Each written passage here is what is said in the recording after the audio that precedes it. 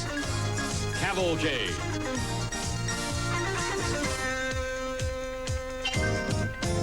A panorama of speed, color, drama, and excitement.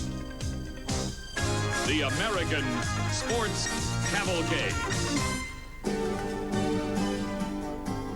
Columbus, located near the center of the state, is the proud capital of Ohio. Careful about preserving their rich heritage, the people of Columbus have built a modern metropolis featuring a vital downtown, beautiful parks, and airy public places. It's a typical summer day in the Midwest, hot and sticky. That, however, will not deter race fans from filling up the stands hoping to see record-shattering performances from their favorite drivers. Hello, I'm Paul Page, and we're at Columbus, Ohio at National Trail Raceway for the Budweiser Springnationals. Now, this is the Pontiac Trans Am of Butch Leal, and he's been kind enough to strip off the front end and the doors so we can take a real close look at this magnificent machine. Inside the cockpit, in what would be the passenger side of the car, is the MSD ignition system. It's lightning power required to fire up this high-compression engine with a ratio of 15-to-1. The transmission is the 4-speed Linco, $7,000. But for the past 20 years, this has been the standard of pro stock racing. And with the eye always on safety, the roll cage protects the driver, and the netting in the window to keep arms and hands in case of an accident. The power plant is up front. $35,000. 500 cubic inches, it develops 1,100 plus horsepower. But what really makes the Pro Stock different from the other two professional categories, Top Fuel and Funny Car, is right here. It's suspension, coil spring, and shock absorber with adjusting nut on top. Because of the weight in the front of the Pro Stock car, they have to do a great deal of adjustment on the suspension to get the power down at the starting line and then roll the car over so it's running fast at the finish. Well, they're beginning to fire up, and the action is beginning to build after already 3 days of racing. So let's get an update and go to Steve Evans. Well, Paul, I'm proud of you. You certainly know how to pick your pro stocks. Butch Leal is the defending champion here and right from the Columbus area. But you know, this weekend I sense more interest than ever before in Top Fuel racers. You know, those cheap $50,000 rides you were talking about. And of course, everybody watching the head-to-head battle between Joe Amato and Dick LaHaye. You'll recall a couple of weeks ago, final round, Cajun Nationals in Louisiana. It was Dick LaHaye winning the race by inches over Joe Amato. Just yesterday, the final qualifying session, they battled for the #1 spot, and they ran identical a lap time, right to the 1,000. NHRA had to go to their top speed rule to declare Dick LaHaye the pole sitter. Now, they have both gone through first round earlier today, are still in eliminations. While they were winning, some other cars really stepped up. Gary Ormsby right into the 540s to join them there. He defeated Connie Coletta. But Shirley Muldowney particularly was strong in round #1, a perfect pass over Texan Eddie Hill. Now, Darrell Gwynn defeated Don Garlits, but at great expense. He turned a $3,700 engine block into a boat anchor. He has drawn Shirley Muldowney in round #2 and may be on the ropes just a little bit.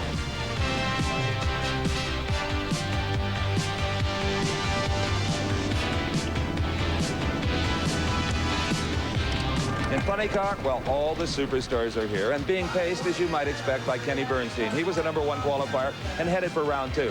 But the most fun I've had in a long time at the end of the racetrack came in round #1 in Funny Car. A match racer we seldom ever see, D.A. Santucci. His celebration, well, you'd have thought he won the world championship.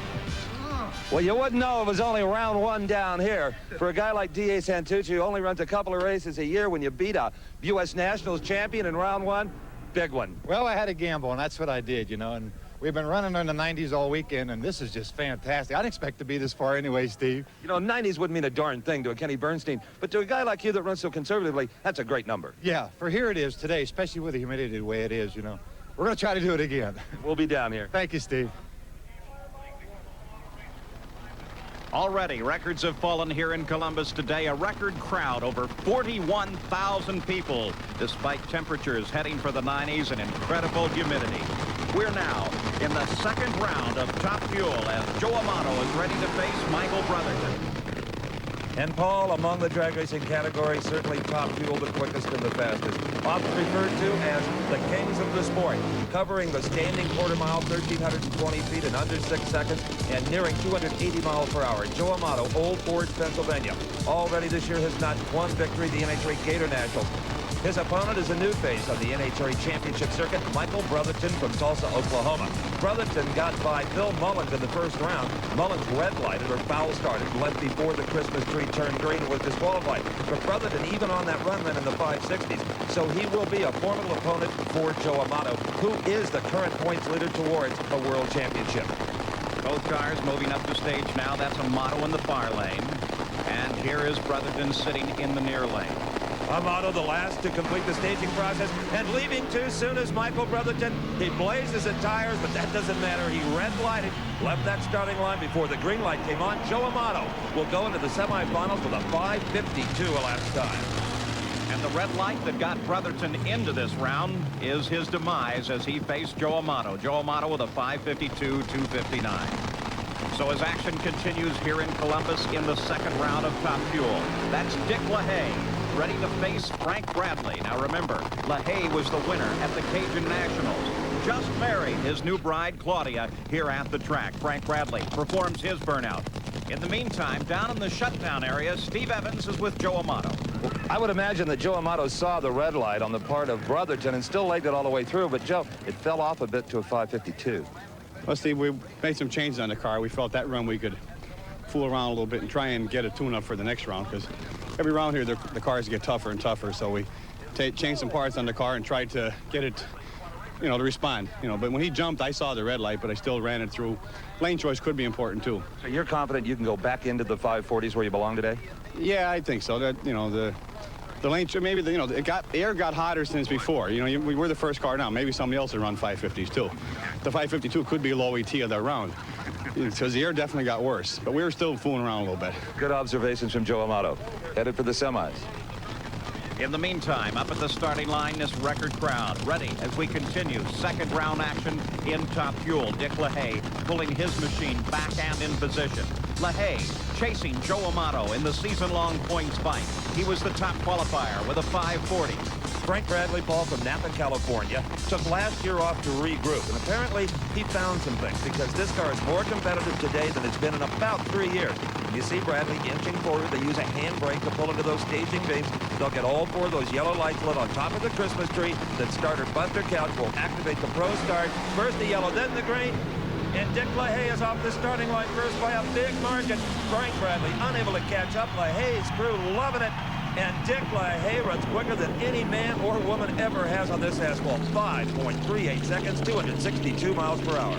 Perhaps a prediction of the day with that new track record. In the meantime, back in the funny car area, Kenny Bernstein's crew works on their machine as they're ready to face Don Prudhomme when round 2 of funny car comes up.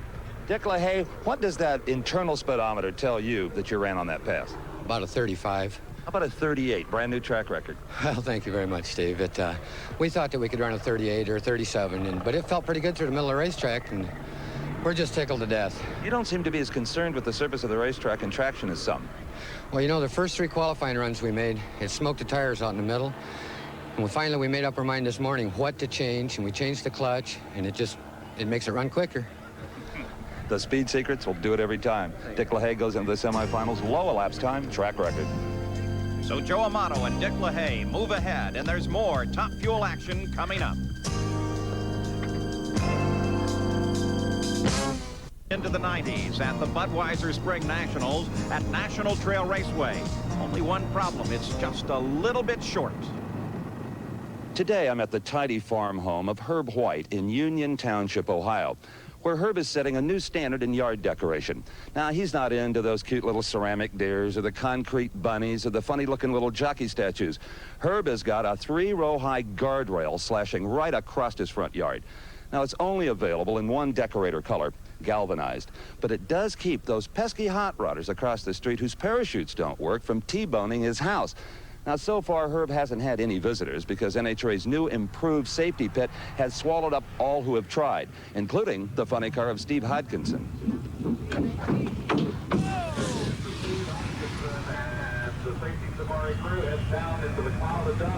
Well, Steve Hodkinson is out of the car and obviously okay. He came into the sand pit probably about 50 or 60 miles an hour. It's really more of a gravel pit than it is sand.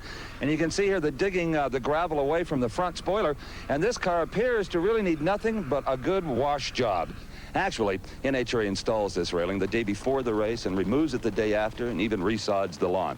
Now, as far as Mr. White is concerned, finally he's gotten to know enough racers and officials. He's become an actual member of the safety team. Welcome aboard. Oh, a tip to you racers, if you do get over here, don't get out of your car until Herb locks up the dog. Steve Evans, you be careful of that dog as well. We continue with top fuel action in round 2 as Gary Ormsby now faces Gene Snow. Ormsby no longer in the Streamliner, and his opponent, the Snowman. Gene Snow, who first won the Spring Nationals in 1974 in a funny car. He faces Roseville, California's Gary Ormsby with 1 national event title to his credit. This is the second outing for this beautiful new car of Gary Ormsby. It may be, Paul, the lightest car in top fuel racing. Everything titanium, magnesium, a lot of exotic metals here. They base the car in Indianapolis during the summertime and take a look at a lot of the 500 technology. So Gene Snow's engine does not sound good. In fact, Paul, there's some smoke coming from the exhaust headers on that engine. Gene Snow away, smoking the tires, maybe in his own oil. Gary Ormsby is long gone. Ormsby into the semis, his crew chief Lee Beard. He likes that number on the board of 548, 259 miles per hour.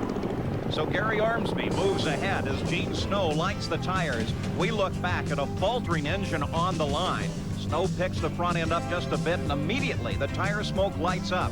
Apparently a problem with that engine that may have transferred itself down to the racetrack. Well, Joe Amato told us that he was experimenting a little bit this round. Well, that may have cost him lane choice, because Gary Ormsby, your 548 is going to put you in the lane of your choice in the semis. Good. This car is running pretty good. It fell off a little bit that time, but seems to be running a lot better. You know, we talked so much last year about your Streamliner. We're sorry to not see it around. It was so pretty, but was it weight totally? Is that the problem with those kind of cars? That was the biggest problem, Steve. We gave up 110 pounds there, and you just can't do that. This car is a lot easier to work with, and it's lighter, and it just works better. Indeed it does. See you in the semis against Joe Amato. That'll be a drag race. So Ormsby will now join Amato and Dick LaHaye in the semifinals. But action continues in round 2 as Shirley Muldowney is ready to face Darrell Gwynn. Now, this is a brand new power plant between the frame rails of Darrell Gwynn's top fuel dragster. You'll recall I said in round number 1, they blew one up. They really did. Exploded the block into a bunch of pieces.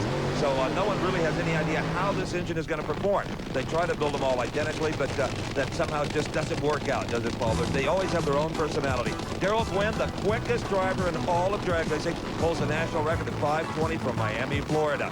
Shirley Muldowney, well, what can you say? A 3-time NHRA world champion and 4 Spring Nationals victories. This has got to be her favorite track. In fact, her major league career all started right here. Shirley using the canopy. You saw her pumping the handbrake there, getting the brake pressure up to hold this 3,000 horsepower automobile at the starting line. Neither driver particularly interested in staging first. Darrell Gwynn gets a final handshake from Dad. He's set to go. Shirley Muldowney inches up as well, but both of them taking their time here in the second round. Just a little bit unusual, but both looking for a victory. Gwynn chose the far lane. Muldowney is in the lane that just created problems for Gene Snow. So a question about that left-hand lane. That's right, Paul. This is a very tricky racetrack, and especially when it's this hot. The rubber on the starting line doesn't want to stay glued to the surface. It likes to ball up, almost like running in marbles, and that condition exists to some extent in the lane. Shirley Muldowney is now staged in. Shirley Muldowney smokes the tires. Darrell Gwynn is long gone. Lane choice paid big dividends of 548. At 252 miles per hour for Darrell Gwynn. Shirley Muldowney goes out in round 2. Well, as we look back to the starting line, watch Shirley Muldowney's car nearest to you. Almost immediately, those tires begin to spin. And then the telltale smoke that says there is no longer any traction, and that left-hand lane continues to be a problem. Well, Darrell, I've got to be honest about it. It looked to me and a lot of the fans here that maybe Shirley Muldowney had you on the ropes a little bit with that blown-up motor and not qualifying all that well, but your young crew came through for you.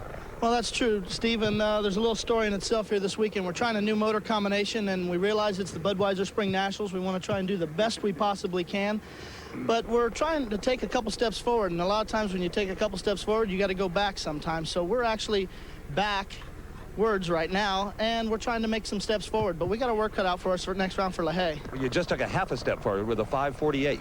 Well, that's consistent. We ran 5:48 the last run with the other motor, so we just got to work on it a little bit. Thanks, Dale. Thank you. Shirley, smoke the tires leaving. What happened? We just had a lot of horsepower in it, and we need to make a few changes, maybe in the wing department. But first thing they said to me when they drove up is, we're sorry. They don't have anything to be sorry about. They're still the best crew out there, and they still do a hell of a job for me. Great, thanks, Shirley. Thank you, Paul. And that terrific attitude tells me that Shirley Muldowney feels her crew learned some things this weekend. They could be dangerous in the future. Well, the fans are going to love the semifinals of Top Fuel. Darrell going against Dick LaHaye. LaHaye will have lane choice there. The other half of the semis, well, Gary Ormsby. He has lane choice due to his quicker ET in this round over Joe Amato. That's coming up.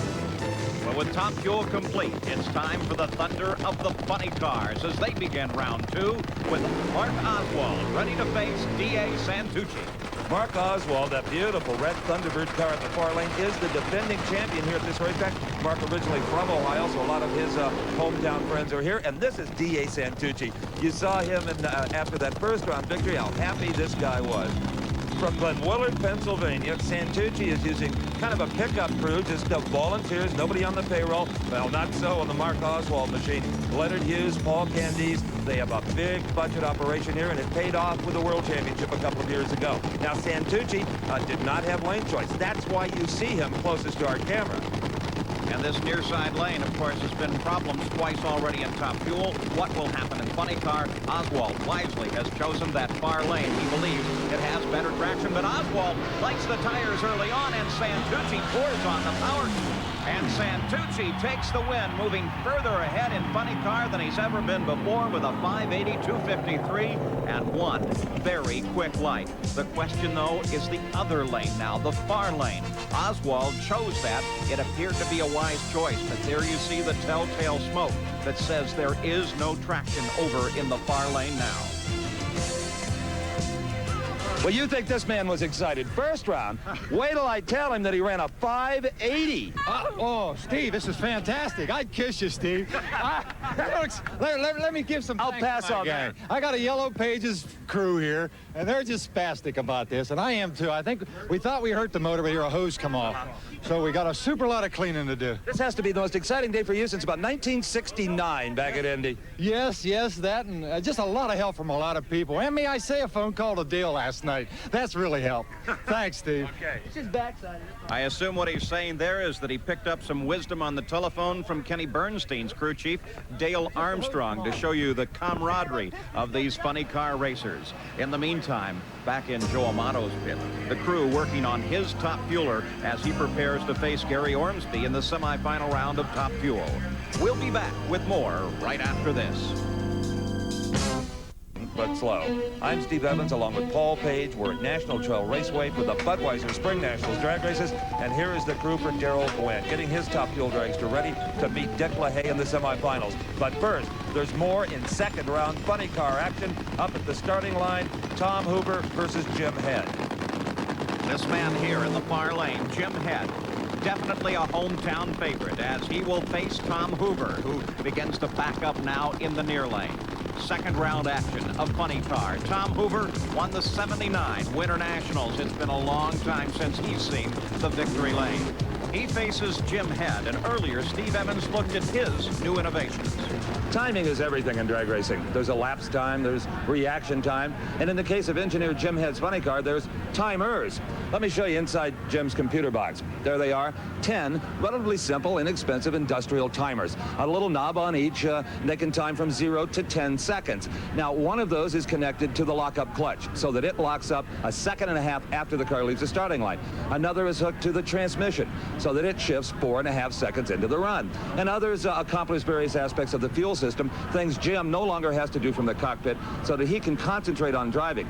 All of these timers are activated when the throttle pedal is fully depressed and touches a little button, and the solenoids up front handle the actual functions of the timers. Now, there's a few other timers in the pits, but nobody's got 10 of them. And if Jim gets them all right, he'll be able to just be a passenger, turn on the radio, and watch the scenery go by.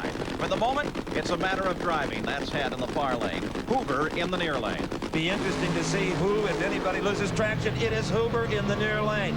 Tom Hoover tried to stay with the car and started heading for the center line. He got off the pedal, and it's Jim Head with some rather ominous-looking engine smoke at the finish line of 592 at 242 miles per hour. So while Jim Head will move forward in this round, the run was not particularly great for either driver.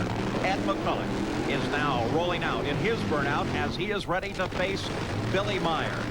And the question is a matter of track surface. Neither lane appears to be particularly great, and the man that figures it out first is obviously going to move ahead. They're not honking the horn. Jim Head says they're not honking the horn. Well, your crew is not honking the horn because you didn't get lane choice. You ran in the 590s. But you've been so critical of this car, and here you go in the semifinals with it. Well, I guess we're a little lucky, but it's running consistently, and hopefully, who do we have next round, you know? Hopefully they're not a whole lot faster.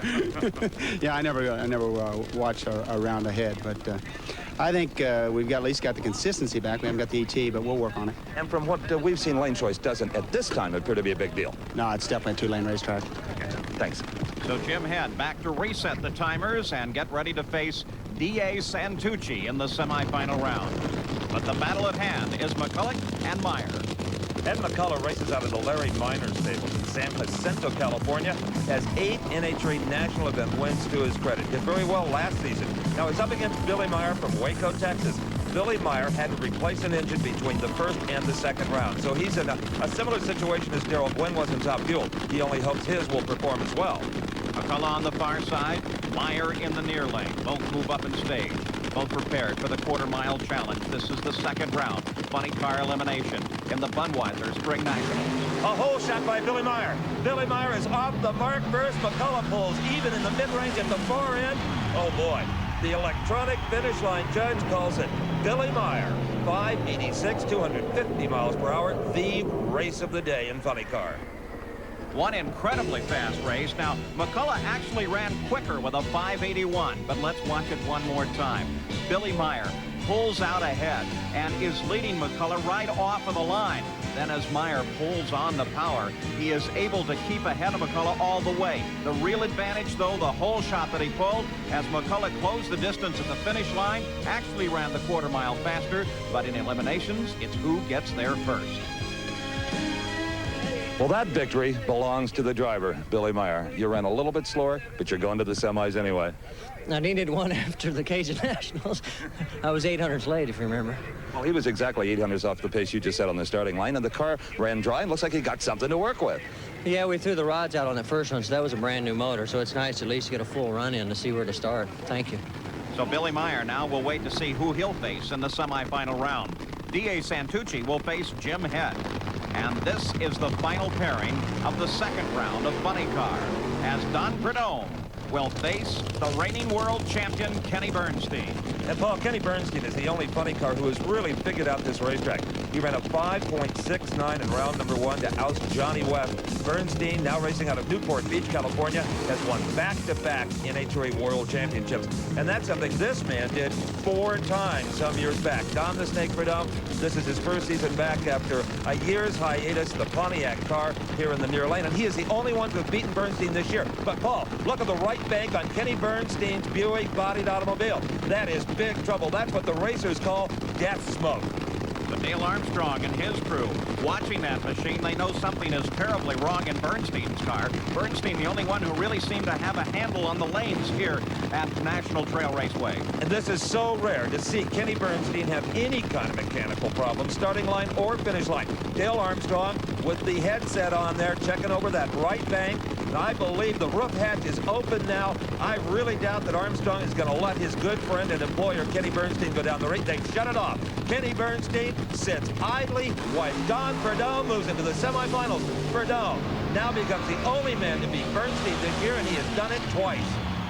And Don Prudhomme still lays on the power. He's looking for lane choice, turning a 587, 246. As a most remarkable occurrence, Dale Armstrong and the crew picked the top up on Kenny Bernstein's car. A mechanical problem, not common for the Bernstein stable. No, it is not. And here's how they shape up for the semifinals. Californian Prudhomme versus Texan Meyer. Meyer has the lane choice. In the other half of the semis, it will be hometown favorite Jim Head up against the surprise from the East, Dominic Santucci. And back in the pit area already, Jim Head goes to work on his machine as he moves forward, and hometown Columbus cheers for him. The Pro Stocks are coming up.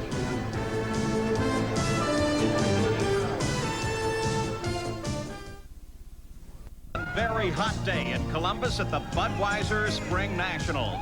Back in the pit area, there's a lot of questions being asked now. Let's go to Steve Evans. No one can remember the last time there was a serious problem with the engine in Kenny Bernstein's funny car, especially one serious enough to prevent the car from even staging. Dale Armstrong, crew chief, what caused all that smoke? Well, Steve, an exhaust valve seat looks like that's what happened anyway. We're taking the head off now to see, but apparently an exhaust valve seat fell out of the head. And shot right out of the header pipe? Yeah, we're up there in the line, and it started smoking when he was backing up, and really didn't know for sure what had happened, but when he came back there near the starting line, this valve seat come flying out of the pipe. So what could have happened had you run the car in that condition? Well, what happens with one of these things, when that shrapnel starts going around inside the motor, it'll pass from side to side under the blower. And if you try to run it, there's a real risk of those parts that are flying around in there getting under an intake valve seat. And if that happens, it'll blow the blower off or blow the body off. You know, you just can't run it when something like that happens. No wind light is more important than the safety of that driver. Oh, yeah. So it was never a thought of running it. Thanks. Okay. Well, here's Kenny Bernstein. Kenny, here's a real good example of drag racing. Everything was so right, and then so quickly it's wrong. Well, you know, it's been a great year at the start of this thing, and the Budweiser Quaker State Buick has been winning and having a good season. A mechanical thing comes up, there's nothing you can do about it. That's just part of the game, you're right. What happened there on the line? What were you aware of as it was happening? Well, the first thing was when I finished the dry burnout, the dry hop, the car went to a different pitch. It went high up on the idle. I first thought that the idle was stuck. I thought maybe it had hung on the injector a taste. But then I started watching blue smoke out the right pipe, and I kept seeing it get worse and worse and worse.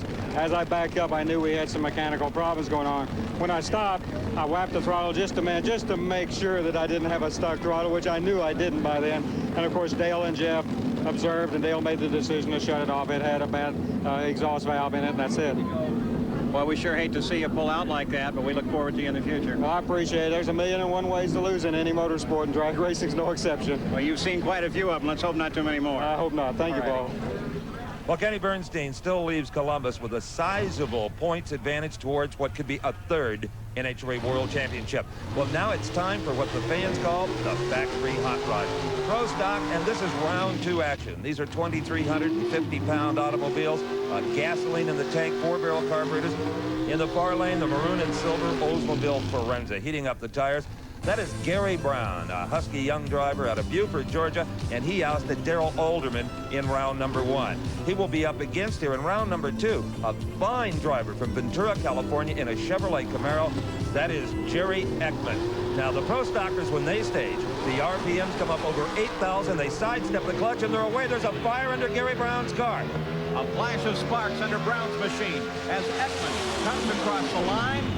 Jerry Ekman with a 767, 181 miles an hour. The fire under Brown's car apparently out. And, Paul, it looked more like sparks really than fire, and it happened the instant he left the clutch out. Both cars, as you can see, left right together. Brown totally unaware of any problem. He just stayed foot mashed right down on the pedal. Now, it may have been, let's take a head-on look. Now, watch the car on the left. As soon as the clutch is released, a shower of sparks out of the bell housing, possibly a clutch disc going away. Gary Brown, certainly not the run you wanted. They said you were throwing a lot of sparks at the line. What were your problems? I really don't know what that could be.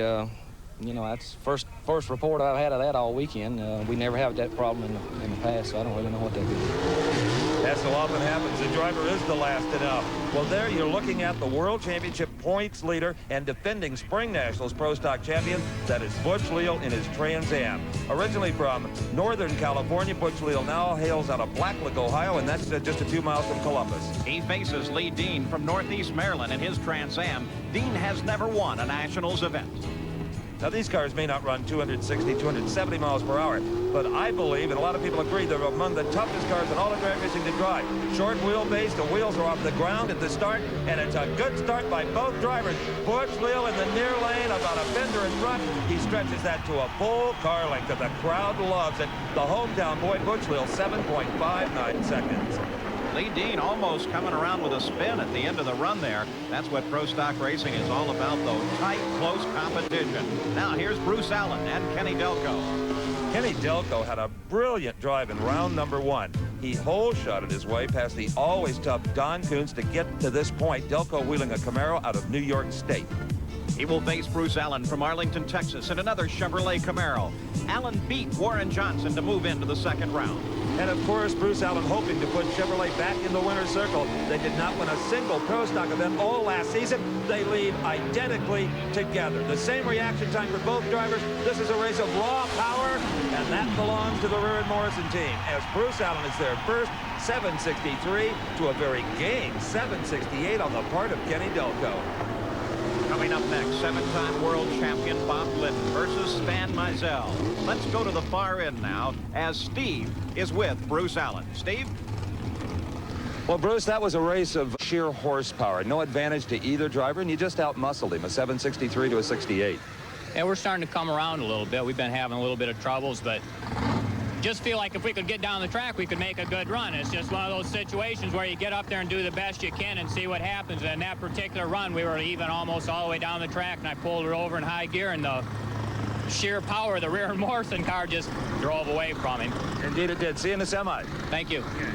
So Bruce Allen waits to see who he will face in the semifinal round. In the meantime, back at the starting line, Stan Mizell sits ready. Stan Mizell is from Gainesville, Florida, Paul, and he made a tremendous leap just 2 years ago from stock eliminator to pro stock and has surprised a lot of people. He beat Nick Nicholas in the first round. There is the smiling face of the Hoosier, Bob Glidden. Of course, Bob, Etta, and his boys running the consummate pro stock race team. Glidden in the near lane. It's a Glidden away first. Bob Glidden with a nice advantage right off the mark, but look at Mizell. He's not throwing in the towel. It is Bob Glidden all the way and very quickly. 752, 185 miles an hour to Stan Mizell, 765. So among the 4 cars remaining in pro stock, Bob Glidden has the only non-General Motors product. And here's how they'll set up. It will be Glidden. He has lane choice over the Chevrolet Camaro of Bruce Allen. And it will be Butch Leal from right here in the Columbus area in his Trans Am up against the Camaro from California of Jerry Ekman. So the semifinal rounds in pro stock are now set. They're also preparing in the funny car pits for the semifinals in funny car, as Don Perdome's crew works on his machine preparing to meet Billy Meyer. Coming up next, a very special competition. In architecture. At National Trail Raceway, where we're running the Budweiser Spring Nationals drag races, we have an interesting contrast in competition. Paul Page? You know, NHRA national events are always exciting, but especially so here at this event, the Spring Nationals, owing to a very special event held a little bit earlier. Special for the sportsman crews like the Austin brothers and their Top Alcohol Funny. The event, the TRW Sportsman All-Stars Shootout. Now, to get into this event in your individual division, the 7 geographic divisions of the NHRA, you competed against other sportsmen scoring points. And then you and the previous champion all come here. Now there's a runoff in the 8 sportsman categories. And on the line, prestige for driver, crew, and your geographic division, and a $50,000 purse. And Paul, let's take a look at the final rounds as they occurred earlier today. First up was the Super Street Division. Now, this is a design for basically street legal type automobiles. The final saw a pair of Craigs. Craig Miller in the near lane, Craig Porter in the far lane. Now, in Super Street, there's a performance limitation. The drivers cannot run quicker than 10.9 seconds. And at the finish line, it was Craig Miller in the blue car at 11.08 seconds to his opponent's 11.06. So off the starting line, Miller was quicker than his opponent, and that got him the victory in Super Street. Super Street, a real driver's class. Craig Miller, 2 years in a row. Yep. Tell you what, it's real exciting to win. I tell you, especially since you can do it 2 years in a row. And you pulled him off the line. Did I? Oh, man. It's unbelievable. I just have to thank TRW, TCI, and NHRA for putting on this race for our sportsman racers. Congratulations. What can you say? Thank you. Next up was the final in Super Gas. The performance limitation here, 9.9 seconds. And in this race, we saw Chuck Buckshorn in the near lane versus Mike Verderer over in the far lane. Verderer, a former world champion from the Northwest, Buckshorn representing the Midwest, and Verderer came off the line a lot faster, got a good hole shot, but then it was power and speed as Buckshorn poured it on, and Buckshorn came across the line with a 994, 126 miles an hour to take the win. Well, anybody will tell you that Super Gas is probably the toughest eliminator for a driver. And Chuck Buckshorn, you've done it. You've won the TRW All-Star. I'm elated. I didn't think I could do it. You know, normally you need the better reaction time. Actually, you gave away 100 to Mike. Really? Yeah. I thought maybe I did when I left the starting line, but I wasn't sure. And you play with the brakes a little bit and the throttle at the far end? Just a little bit. Just enough. What did I go? 994 to his 997. Love it. Okay. Congratulations. Thanks, again. Steve. Then came Super Comp. Edmund Richardson versus Jerry Thomas. Now these cars custom built for drag racing. As you can see, the performance limitation here was 8.9 seconds. In the near lane, the little dragster powered by a Chevrolet engine of Jerry Thomas. In the far lane from Fort Worth, Texas, Edmund Richardson. And a big hole shot went to Edmund Richardson. Jerry Thomas, a little bit of sleep off the line, not a good glide at all. And that gave the car in the far lane, Edmund Richardson, just the cushion he needed to win it. At 8.99 to Thomas's much quicker, 8.91. Well, here's Edmund Richardson, another winner, and that was a tight little run, too. Yes, it was, sure was. I think we left, I think I had a little bit better light, so I think I pulled it off barely. The sportsman run really means a great deal, doesn't it? Yeah, it sure does. It feels real good, real good. That's what leads to running the big stuff. All right, congratulations. Thank you. Next up was Stock Eliminator. A little different situation. An index is established for each class in Stock Eliminator, and then the Christmas tree starting system provides the handicap for the car representing the slower class. Alan Peters in the far lane leaves first, and then Gary Long gets his green light. Now, neither car can run faster than their own established index for their class. In this case, Alan Peters holds on to the lead given him and comes home the winner with a 1278, 104 miles an hour. Alan Peters, the winner in stock. Stock Eliminator cars in NHRA drag racing are the closest things you'll find to the hot rods that a lot of us drive on the street. And this beautiful Camaro of Alan Peters is so typical. But one way it's not typical. The third year in a row you've won this TRW race. It's a tough race. It really is. Everybody goes all out for this race because this is all the division leaders from all over the country, and they show up here, and TRW just really does a great job sponsoring this racing. Why does one man named Alan Peters rule Stock Eliminator? Well, I don't know about ruling. I try to just do the best I can and try to be as consistent and steady, but there's plenty of good guys out there, especially like Gary Long is a great driver, you know, top notch. A great reaction time too. Congratulations. Thank you very much. Then came Super Stock. The cars with a little more height than the stock category, but the same indexing rules. In this round, we saw Robert Richardson face Delmer Wood. Robert Richardson in the near lane got a huge handicap advantage on the Christmas tree, and he was closer to his green light than Delmer Wood was. So Robert Richardson, with 900ths of a second right off the starting line, was never seriously threatened in the final of Super Stock. The win went to Richardson at 1089, 109 miles per hour. Super Stock, a very competitive class. Super Stock, another one of the real drivers class here in the sportsman categories, and the defending champion goes down to this man, Robert Richardson. You cut a real good light. Thank you, sir. Tell me about the run. Well, I think it was a good run. Well, like before then, I had a 504, and I don't know what I had on that one. Not intimidating to look over and see the champ there. That's right. Well, you're the champ now. I knew that, too. Congratulations. Thank you, sir. Next up was the final in Competition Eliminator. It pitted a pair of former world champions. In the dragster car from California, that is Bill Meropoulos. He was up against, from Texas, David Nickens in the stock-bodied Oldsmobile in the far lane. The advantages, you might imagine, went to the car in the far lane. Interesting comparison of machinery here. Seemingly an uneven match, but you can see it comes out even in the far lane. That is Nickens, and he got the start early and all the way to the finish line. David Nickens coming home with the win in Competition Eliminator. Judging by the celebration on the starting line, David Nickens can expect to have a very happy crew when they get down here. This Oldsparenza has won it, beating the defending champion. David, congratulations. Thank you very much. We're just tickled to death to win this race. The guys did a heck of a job. We changed motors for the finals. We thought we needed a little performance advantage because Bill won the race last year, and he's been real tough, and I think it worked out for us. You know, why do you think we saw so many drivers who were in the finals a year ago back again when you consider there's thousands of racers in this program? Well, this is truly the TRW All-Stars, and these guys are All-Stars when they come here. And Bill's a real tough performer, and he was here, and another couple of guys won it, and that's what these guys are All-Stars here, really. Well, you burned him on the Christmas tree. He told me that.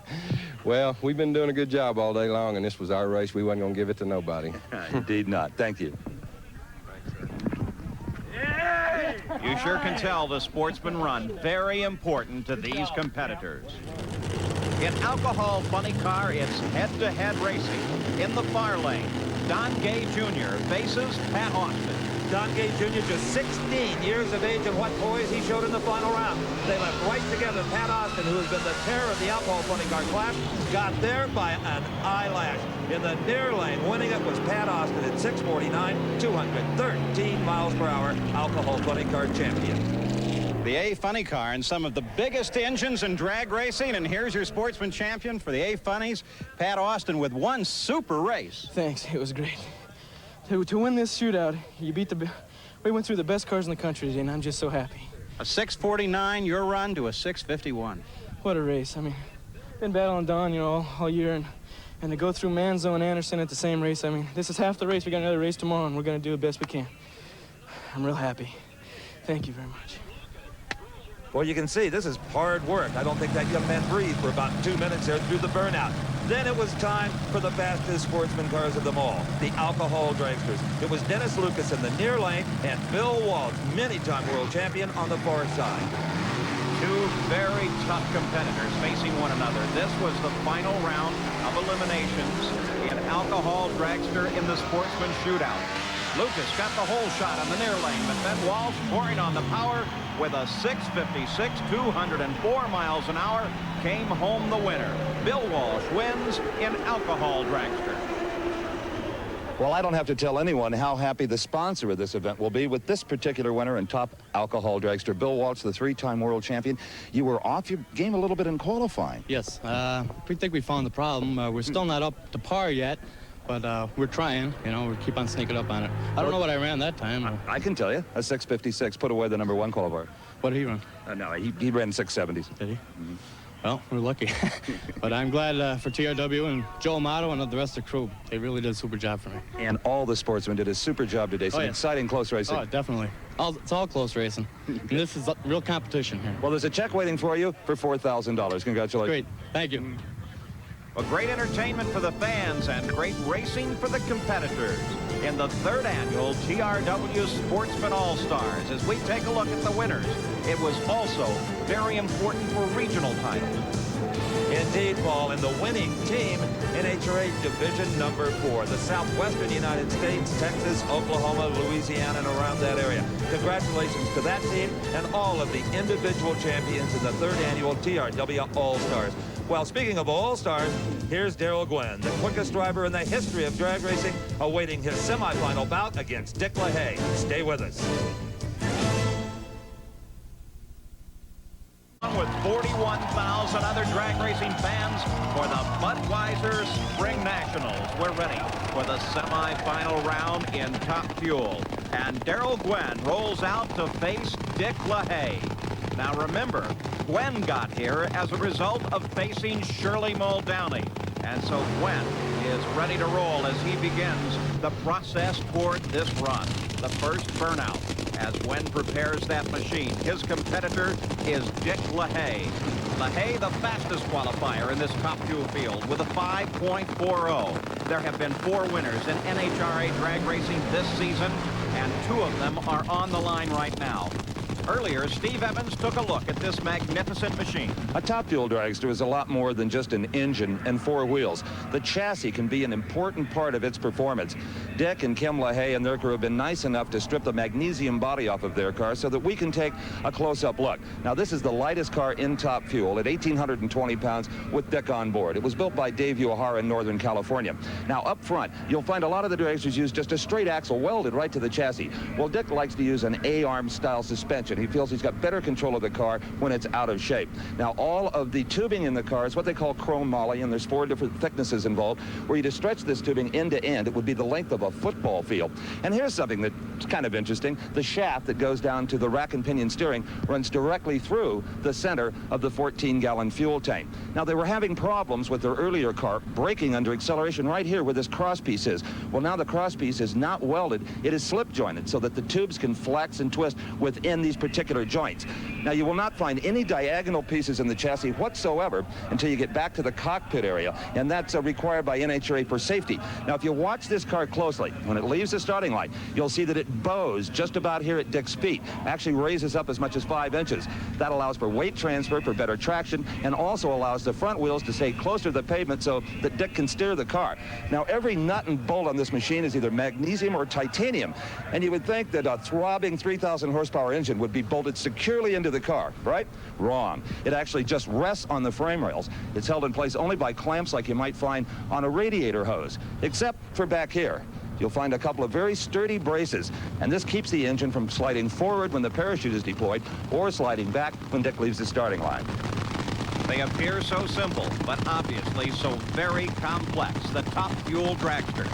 And Paul, Dick LaHaye runs a much smaller engine, only about 480 cubic inches as compared to 500 for this car, Darrell Gwynn.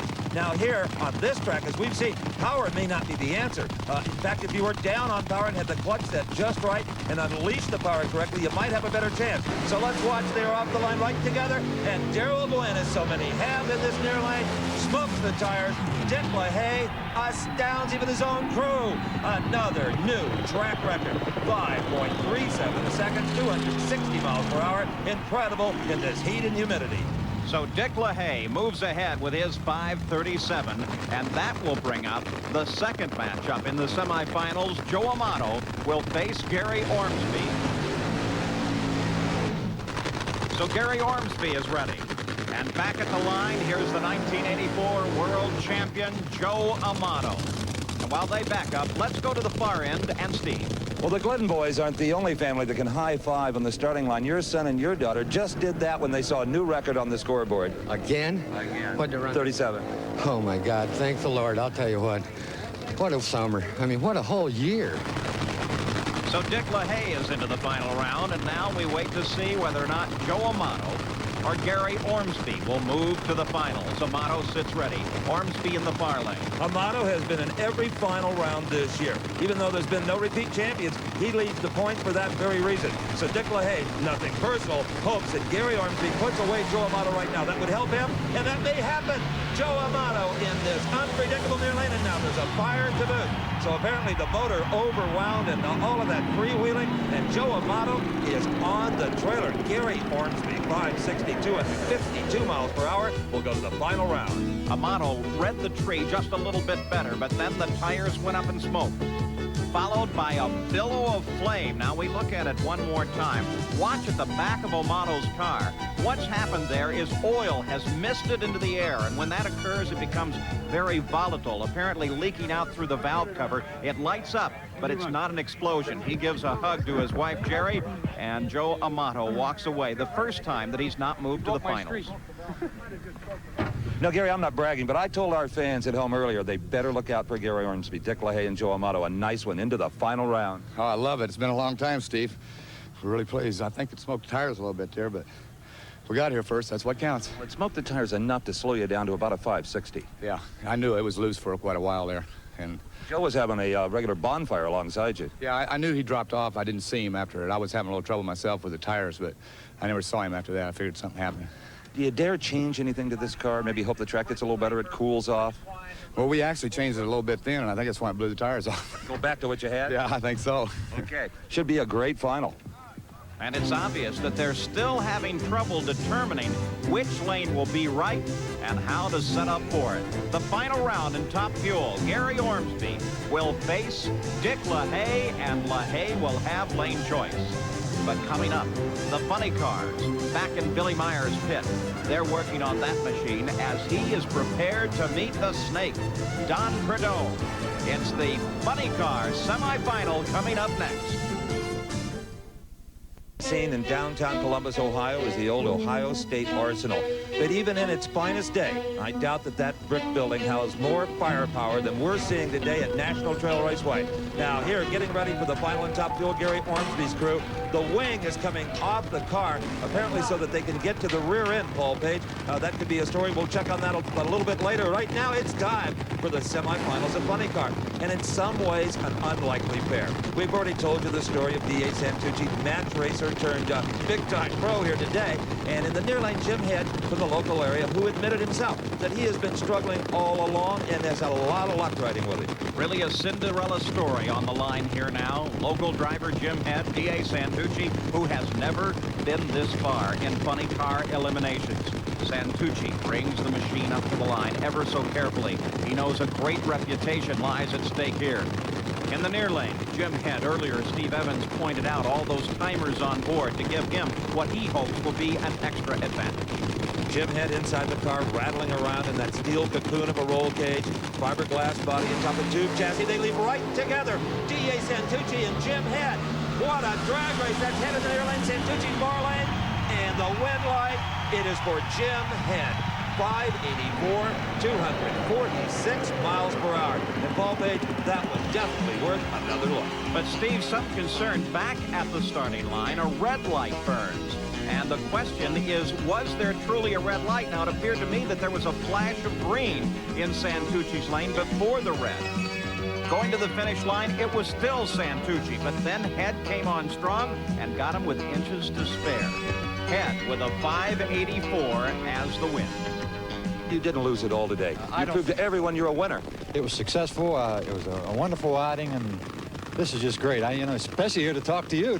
We always see it on TV, so now it's my turn. Come back and see us, will you? You got it, Steve. Okay. D.A. Santucci, what a thrill his whole crew got this weekend. The equipment has been checked. It was not a foul. That red light was displayed accidentally. So Jim Head, the winner of that run. And now, Don Prudhomme will face this man, Billy Meyer. Billy Meyer went through a terrible siege of exploding superchargers. Very dangerous and very expensive. But Meyer has his own racetrack down in Texas Motorplex. He's been testing a lot and has cured that problem, he hoped. And Don Prudhomme has had a couple of those supercharger explosions also. But the snake running good this weekend, and he has one victory to his credit this year. That was the Gator Nationals when he beat Kenny Bernstein, who almost got into the wall. But there is Billy Meyer taking one final tug on those shoulder belts, Paul. Everybody wants to be strapped in, even if it's a little painful. Don Prudhomme, the near lane, remember he got here when Kenny Bernstein's machine failed on the line. In the far lane, that is Billy Meyer. Both long-time veteran drag racers, both really know the track, and it's going to take that knowledge to win here today at National Trail Raceway. This track has been very unpredictable. But these are two pure drivers.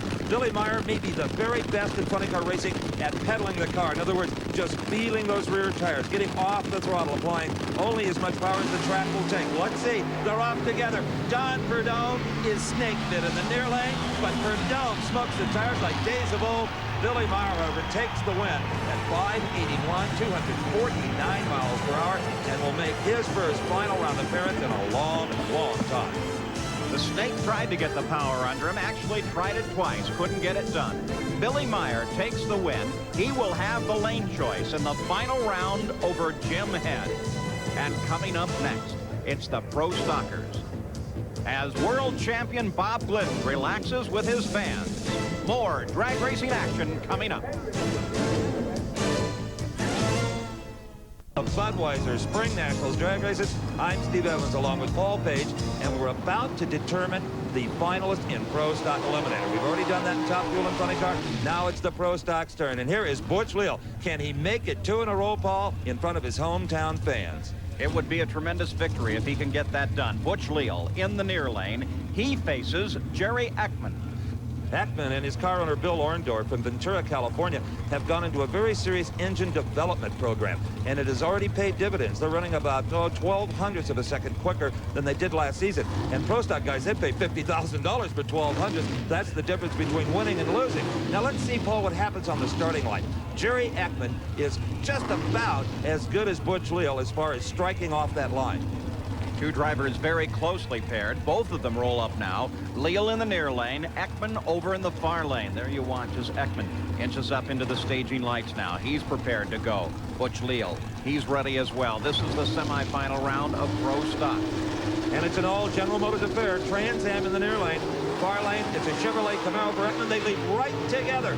Jerry Ekman matches Butch Leal's reaction time, and that's something not many can do. At the finish line, it is Butch Leal by about half a fender. For the second year in a row, Butch Leal will go into the final round at 7:59, 183 miles per hour to Jerry Ekman 765. Back at the starting line, in fact, Ekman cut a better light than Butch Leal.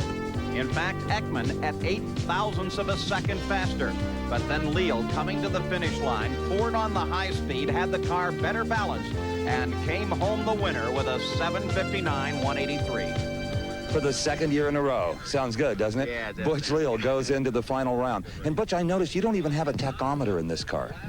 Well, Steve, I've been racing since 1960. And never had one. And at times, people at companies that we race for with an Autometer, which is our company, said, why don't we just put something in there? And I said, you know, if you pick it up and it falls, it's going to hit me. In a race car, it weighs 5 pounds. So I don't run one, and I like to feel it. If you can feel it, I think, like golf, if you can feel the putt, you got to feel the car, you feel the motor. I think it's an advantage. Like today, I've ran 3 59s in a row. You just ran another one. How would you relate that to golf? Well, it's the same. It's just like you got a good putting stroke and they're going to fall in, you know. So it's like watching Steve Ballesteros make putts, you know. It's excellent. Well, you just sunk this one. Dead solid perfect. Butch Leal, final round. Butch Leal has that feeling as he readies himself now for the final round, which will be against the outcome of this match between Bob Glidden in the near lane and Bruce Allen. Ford versus Chevrolet. The leading Chevrolet in the country, Bruce Allen, and the top Ford on this planet, Bob Glidden, the 7-time NHRA world champion. Now, Butch Leal, he's down there saying, please, Bruce, would you put away that Thunderbird? Because Bob Glidden is just behind Butch in the points. Now, Butch has that points lead mainly because he's made every final round. Hasn't won them all, but he's been in the finals 4 times this season in 4 races. The Ford of Bob Glidden from Whiteland, Indiana. This man has given many a pro stocker nightmares. 7 times the world champion. He is ready now in the semifinal pairing to face Bruce Allen. Can Allen do it? Can he get past Bob Glidden, who wins so consistently? All right, the delicate staging process begins. Sometimes they'll play a little psychological game here. They'll put on that top free stage and both just sit there for a while, feeling each other out. That's starting to go on right now here. The starter doesn't seem concerned at all, but they're taking a long time to stage.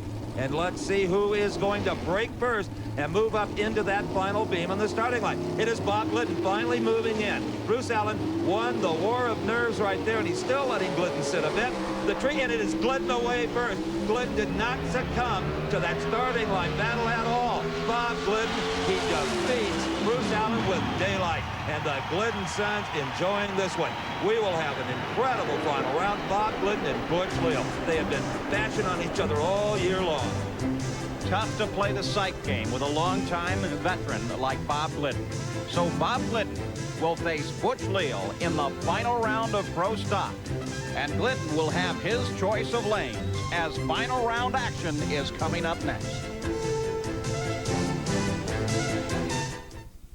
To the Ohio Village, a recreation of a typical Midwestern village around the mid-1800s. Well, at National Trail Raceway, it's time for the final rounds in all 3 professional categories here at the Budweiser Spring Nationals. And Paul Page, we're going to kick it off with Pro Stock. Back to the future now, the final round, and Bob Glidden has decided it is the near lane that will be best. He's pushed Butch Leal to the far lane as Glidden faces Leal in the final round. It's interesting that these pro stock cars, Paul, have different traction requirements. A lane that may not work for a dragster or a funny car is just fine for a pro stock. And nobody more track savvy than Bob Glidden. He didn't come over here by accident. And no one better on the lights than Butch Leal. Even Glidden will tell you that. He says, boy, he beats up on me all the time. So it's Leal, and he'll be gunning for the whole shot. He's a little off in performance as compared to the red and white Thunderbird. So all eyes right now on the front wheels of these cars as they move into the beam. It is Leal ahead first. Leal with 3/100ths of a second in a whole shot. Here comes the big Ford, and he muscles by a full car length victory. Bob Glidden has again won the NHRA Budweiser Spring Nationals at 750. Butch Leal at 763, but a game effort. We talked about at the beginning of the show the ability to tune these cars for the track using suspension as well as clutch and engine. Butch Leal came off the line just a fraction first, but Bob Glidden just laid it right on down. He had figured out the lane, figured out the way to get the power down to the track. Bob Glidden wins with a 750-185. Bob Glidden sheds the fireproof jacket. You've won it. You know, this one had your name all over it all day. You were just running consistently quicker than anybody else. You know, Steve, I thought that too, and Butch came up to me just before we got ready to run, and he said, you see that bike, Bob? He said, I'm going to ride off with it. You know, the fine people from Suzuki are giving the bike to the Pro Stock winner, and I said, oh my gosh. Out of all the years we've raced for a Suzuki motorbike, I've never won one of these races. So he was trying to put the jinx on me, I think, and finally we wore it off. So, you know, we need to thank the fans that come and support us and the people from Ford and Motorcraft for carrying us through this race. Well said, and Canetta right on the back. Oh, absolutely. Thanks, Steve. You bet. Thank you. Bob Glidden just dominated today. While Bob Glidden wins here, Butch Leal continues the points lead. And back at the starting line, it's the funny cars. They're ready for their final round. Jim Head begins to roll up to the line. It will be Jim Head facing Billy Meyer. Now, Jim Head won on the circuit last year, the Quaker State North Star Nationals up in Brainerd, Minnesota. Billy Meyer, this is hard to believe for a pro of his quality, has not been in the winner's circle in 3 years of competition. So that's Jim Head pulling back in the near lane. Billy Meyer with the escape hatch open, sitting in the far lane. Again on the last round, the choice of lanes came to the near lane.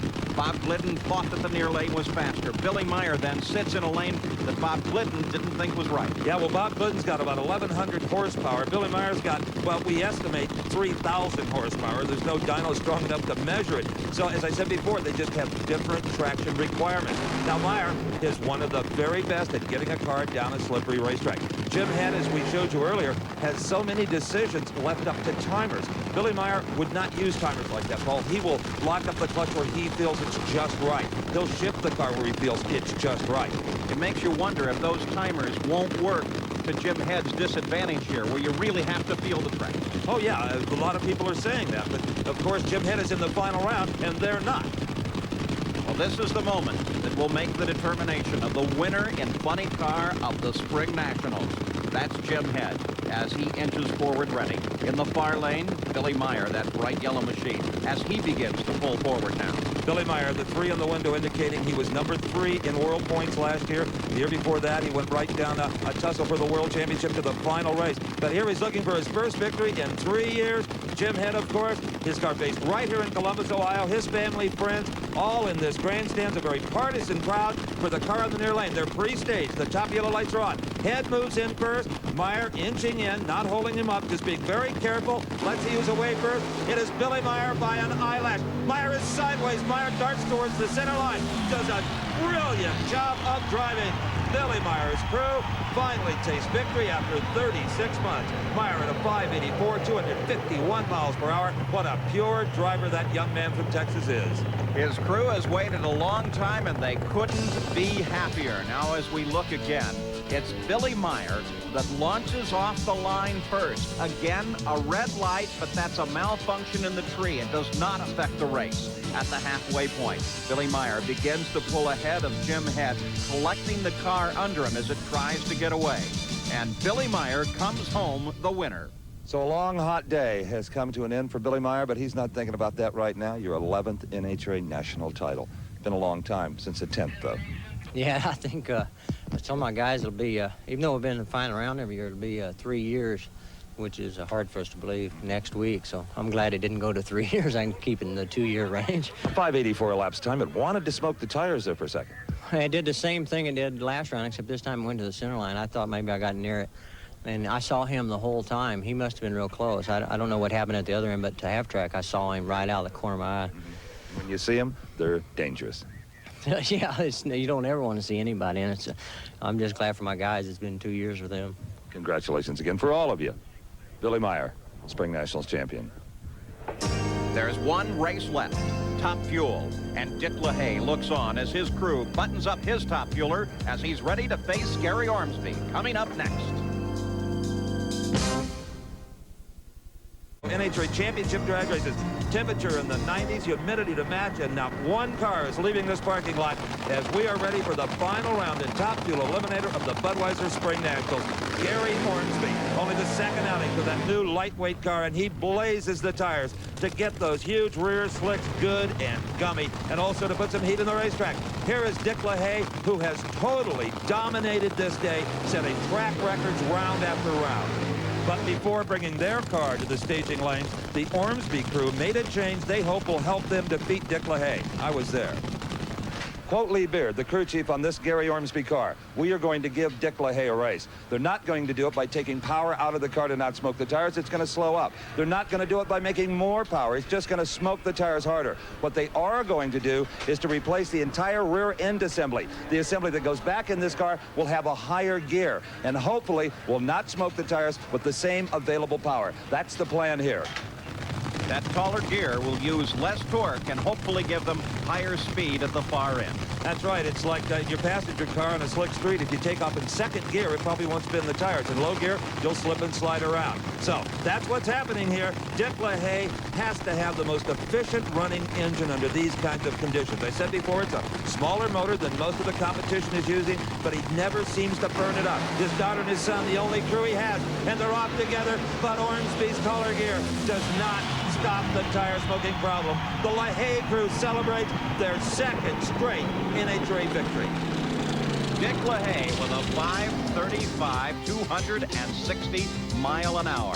He came off the line first, pulling the front wheels up in the air, almost completely off the ground. You can see Ormsby's trying with the power, but that telltale blue smoke that says the traction was gone.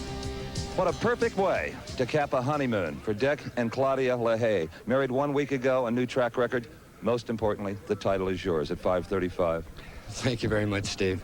I just thank the Lord. I mean, can you believe this whole weekend? It's just been unbelievable. And I really want to take this opportunity to thank Anheuser-Busch for putting the money up and supporting this race so that the Miller American car could win it. Indeed, without the sponsors, these races would not be worth as much as they are for you to win. Tell me about the run itself. Ormsby was strong. Did he run good? I never seen him. It left well. It left the best it's left all weekend. Apparently. And I guess so. It showed up in the elapsed time. And it was a nice, smooth run down through there. I felt it turning the tires in the middle of the racetrack, and I thought, oh, please hang on there. And it did. Again, congratulations to all of you. Thank you very much. So it's been a great day at National Trail Raceway in Columbus, Ohio, as we salute the winners in the pro categories here. Congratulations to Dick LaHaye, Billy Meyer, and Bob Glidden. This is Paul Page for Steve Evans. So long from Columbus. The executive producer for American Sports Cavalcade is Harvey M. Palish. Produced and directed by John B. Mullen. Promotional consideration provided for and a fee paid by the Style Auto World Championship Team, the nation's premier source of fast lane fashions. Style Auto, the champion's choice for the style of your life.